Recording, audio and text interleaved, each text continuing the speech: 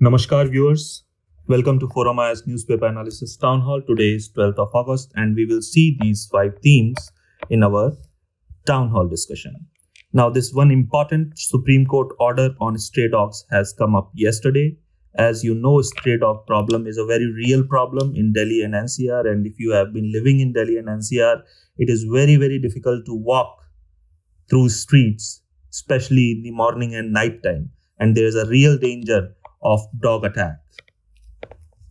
Now this news is also very important from your GS4 section because a case study related to this news can come up in the examination. Today is also World Elephant Day, so we will learn in this town hall about Asian and African elephants, their IUCN status, and what differentiate between Asian and African elephants, and also elephant as a species. This is important for your prelims exam because questions has been asked on elephant earlier. Now, as you know, these are the learning outcome questions. These are fill in the blanks, which you should attempt after going through this video. It will help you improve your retention and your takeaway from this session. Now let us come to the news section. So this is the news: Delhi stray dogs to be captured and never released again. What is the context of this news? You have seen in last few years, there has been rising attack on children's, elderlies, and in many cases, children and elderlies have succumbed. And you also might be recalling various news where dogs such as bulldogs are openly attacking children's in the societies. So that is also one of the issues that is related to this news. And recently one Haryana athlete succumbed to rabies because he tried to rescue a puppy which actually bit him, and he, out of non-awareness, did not took the rabies injection, so he succumbed to the rabies. And if you are about to appear in UPSC personality test, then this is a major issue in Delhi, the dog attacks, and everyone has to prepare this issue for your personality test also. Now let us look at what are the Supreme Court directions in this regard. And the first direction that Supreme Court has given, that there is need to immediately capture stray dogs from all localities, all vulnerable localities, and there shall be no release after the capture. Then where will these stray dogs go? Where they shall be relocated? So shelter infrastructure shall be created. And Supreme Court has mandated that in next 4 weeks, at least 5,000 dog capacity shelter should be created. So these dogs shall be captured from the vulnerable localities and shifted to the shelter homes. And shelter homes shall have CCTV monitoring, and they shall have adequate personnel. They shall have digital record keeping, so that no dogs can escape from those shelter, and there should be proper management of those shelter homes. Now next, will these dogs be sterilized? Yes, they will be sterilized, and immunization will also happen. They will also be given vaccines. Earlier, what used to be happen that these municipal bodies used to pick up the dogs and sterilize them and again relocate them to the same localities. So the problem of dog attacks was not addressed by that SOP. So this SOP by Supreme Court is trying to prevent these dog attacks and prioritize public safety. So that is very important. So regarding public safety, Supreme Court has mandated that there shall be a helpline number to report dog attacks, and the dog in question has to be caught within 4 hours. So as you have seen that Supreme Court has given very strict direction in this regard, and this is a suo motu. order. It means that Supreme Court has taken this by themselves. There is no petition as such in the Supreme Court for this. So this is a very welcome move. And I think all residents of the Delhi and NCR must be happy. You tell us, write in the comments, especially students who come to to give the SFG in the morning at 7 a.m. So there has been some incident where dogs are problem for these students. Please write in comments. How do you feel about this judgment? Now next, about the enforcement aspect. If anyone tries to obstruct this drive of capturing dogs, then there shall be contempt action against them. So that is also very important because, there are a lot of NGOs and there are a lot of groups which obstruct these activities by taking stay actions and by creating public nuisance. So there is a NGO called PETA. So it has, denounced this Supreme Court ruling and saying that it will lead to animal cruelty. However, in India, there is a law regarding animal cruelty, and that is Prevention of Cruelty to Animals Act 1960. It prevents the infliction of unnecessary pain and suffering on animals.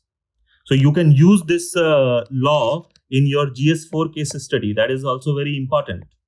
It will improve your arguments. And according to Prevention of Cruelty to Animals Act, Animal Welfare Board has been established in 1962 under Section 4 of this Act. And this Act defines different form of animals. This Act defines guidelines related to experimentation that can be done on animals for science. And this Act also defines rules for performing animals, especially the animals which are part of various exhibitions. So that is it in this topic. So these guidelines are for stray dogs. These guidelines are not for dogs which are pet in private homes. So this dog doesn't mostly look like a stray dog. However, it is a cute one. That is why the picture is here. Now let us move on to our next news. We have covered this news earlier about plastic treaty negotiations that are going on. What is plastic treaty? Why this plastic treaty is important? It is important because plastic pollution has become a global issue. And in the last news, we saw that more than 400 tons of plastic is produced globally. And a lot of it is microplastic. So we also studied microplastic is a plastic which is less than 5 millimeter, and this microplastic is found in all part of human bodies. It is found in glaciers. It is found in ocean trench. So there is no place on earth where it is not found. That is why this plastic pollution is a big deal, and this treaty is trying to put an end to this plastic pollution. However, what is the problem? Problem is that there is need for complete consensus, and there is no consensus on how we should tackle the plastic pollution. Now let us try to see what are different blocks. So there are two different blocks of countries. One block is called High Ambition Coalition. This block is led by Norway and Rwanda. It has more than 80 nations, including European Union. This block is saying that there is need to cut or cap the plastic polymer production. Why? Because it says that there has to be cut on production itself, and it is very essential for controlling plastic pollution. Otherwise, we won't be able to control the plastic pollution. However, there is a twist that these are not the countries which mainly produce the plastic. So here is another block which is called like-minded block countries, and this is an informal block, and these are mainly petrochemical states which are involved in the production of plastic and polymer goods. So it is led by Iran, Saudi Arabia, China, Cuba, etc. And they oppose production cut and support waste management and behavioral change. So these are two groups. These are the countries which are mostly engaged in production, and these are the countries which are not engaged in production, and that is why they are looking for cutting the production itself, and these are looking for focusing on waste management and behavioral change. What is India's stand? So India has supported LMC group, like-minded group, because India, the Association for Plastic Manufacturers, have said that cutting production will be economically counterproductive. So that is the stand of India. America, on the other hand, is not part of any of these groups. However, America is against production cut. However, America in support of strong treaty. So American stand is also similar to the like-minded countries' stand. Now, let us try to understand, what is the this industry, plastic industry. It is mostly shifting from West to South or Southeast Asia.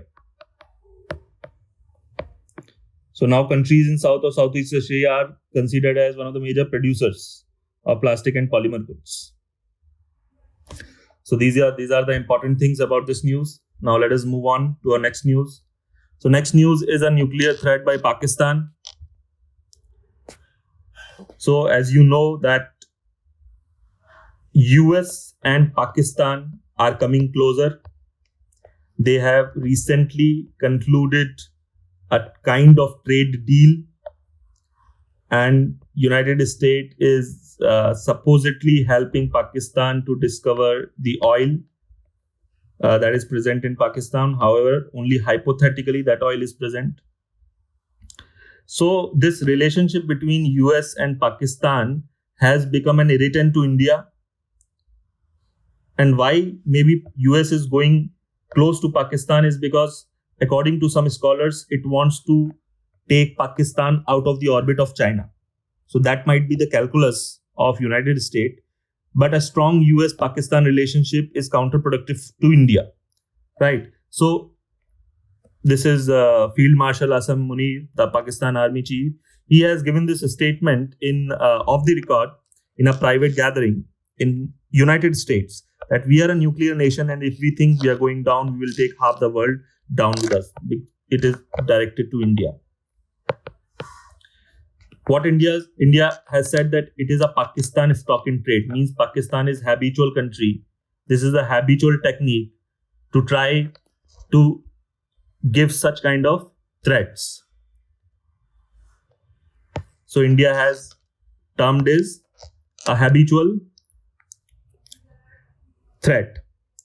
However, what are the concern? Concerned is that such kind of threat by coming from Pakistan Army Chief, who is the head of the Pakistan Army and is the major power center there, it raises concern about nuclear command safety in Pakistan. This could affect the Indus Water Treaty also. Presently, Indus Water Treaty is suspended. However, Asim Munir has also given this statement that if India builds a dam on Indus River, it will shoot it with missiles. So that shows the attitude of Pakistan, that they are indulging in coercive diplomacy. So this is it about this news. And there is one more development, that since Pakistan and United States are coming closer, so there is a separatist movement in Pakistan by Baluch Liberation Army. So US has listed Baluch Liberation Army as terror group. So what does it mean? It means that it makes it a crime in the United States to provide support to the Baluch army group. So it is also, this is something India is not happy about. Now let us move on to our next news. So next news is Ukraine-India relationship. So recently, Prime Minister has talked to Ukrainian President Zelensky, and 2 days before, Prime Minister has talked to Russian President over the call. And in future, in some days, there is a summit between US President and Russian President that is going to happen in Alaska, which is crucial for the resolution of the Russia-Ukraine conflict that is going on. So this is the context behind all this talk. And what has Ukraine said? Ukraine has acknowledged India's support for peace, and India has reiterated its commitment for peaceful settlement of this conflict. However, Ukraine has raised a very important point that Ukraine's future must be decided with Ukraine participation. So as I have said that this US-Russia summit is going to happen in Alaska, and it may decide the future of the Ukrainian conflict with Russia. Ukraine in this context want that all decision regarding this conflict has to be taken in taking Ukraine in confidence, because relationship between Ukrainian president and Trump is also not good. As you may have seen the press conference few months earlier, in which there was a public spat between the Ukrainian president and American president and vice president. However, Ukraine has also stressed that India should stop Russian oil import to India. So this is something that is a tussle that is going on between US and India also. US has imposed 50% tariff on India by saying that it is importing Russian oil. India has said that it is important for Indian energy security, and India is a country which has strategic autonomy to decide from where it wants to take the oil. And India is doing a balanced engagement. So this is it about the news. However, let us try to see some prelims specific things. So this is Ukraine. This is Kyiv, its capital. Now let us try to see which are the countries that are bordering Ukraine. Romania, Moldova, Hungary, Slovakia, Poland, Belarus, Russia. And from this part, Black Sea.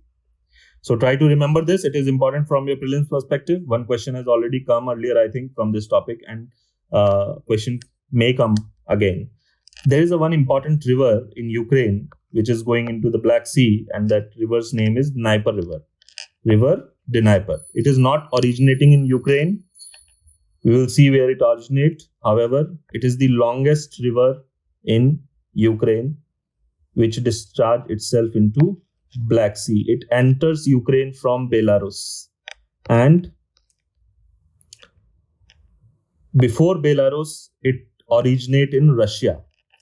So it originates in Russia, it moves into Belarus, and then it comes to Ukraine and it discharges itself into Black Sea. So that is the importance. This is the fourth longest river in Europe after Volga, Danube, and Ural. Remember this. This is important for your prelims perspective. Now let us see. Today is World Elephant Day.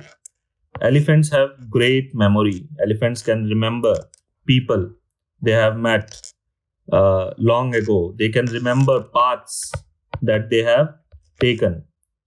Right? Let us try to see. Asian elephant, African elephant. So Asian elephant, IUCN status is endangered. Sites, they are protected under Appendix 1. Wildlife Protection Act, they are protected under Schedule 1. Try to remember this. It is important. Now, these elephants are sociable. They make groups of 6 to 7 females, which are led by the oldest female.